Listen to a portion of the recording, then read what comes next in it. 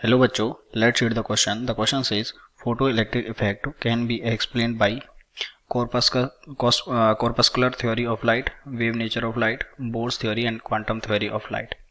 Okay तो सबसे पहले इस क्वेश्चन के लिए हम इसका की कॉन्सेप्ट लिख लेते हैं. की कॉन्सेप्ट, और जो इसका की कॉन्सेप्ट है that is photo electric effect. Photo electric effect, photo electric effect, ये इसका की कॉन्सेप्ट है. तो सबसे पहले हमको समझना पड़ेगा कि जो फोटो इलेक्ट्रिक इफेक्ट है ये होता क्या है. तो फोटो इलेक्ट्रिक इफेक्ट में क्या होता है कि ये हमारी एक मेटल हो गई जिसका वर्क फंक्शन अगर फाई है, where phi equals to h nu naught. तो अगर इस पे न्यू नॉट फ्रीक्वेंसी से ज़्यादा फ्रीक्वेंसी का हम लाइट इंसिडेंट करेंगे तो यहाँ से एनर्जी कितनी हो जाएगी, एच न्यू.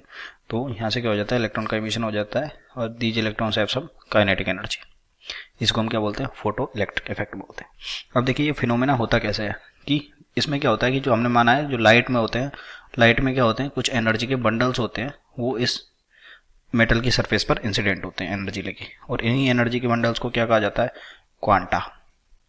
ओके तो यानी कि ये जो क्वांटाज है ये मेटल पे इंसिडेंट होते हैं और ये क्या करते हैं, फिर जो इलेक्ट्रॉन न्यूक्लियस के बीच का इंटरेक्शन होता है उसको ब्रेक कर देते हैं और वहां से हमारे पास क्या निकल आता है, इलेक्ट्रॉन निकल जाता है.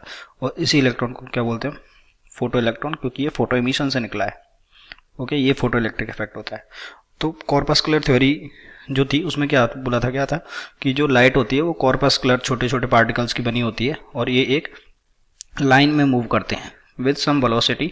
लेकिन इसमें कभी भी ये नहीं बोला था कि इलेक्ट्रॉन का इजेक्शन कैसे होगा. ये बेसिकली रिफ्रैक्शन को एक्सप्लेन करने के लिए यूज किया गया था.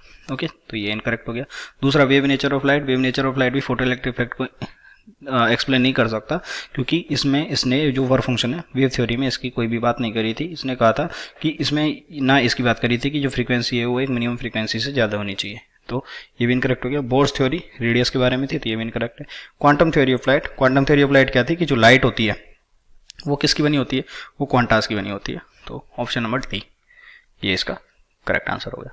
I hope you understood it well. Best of luck.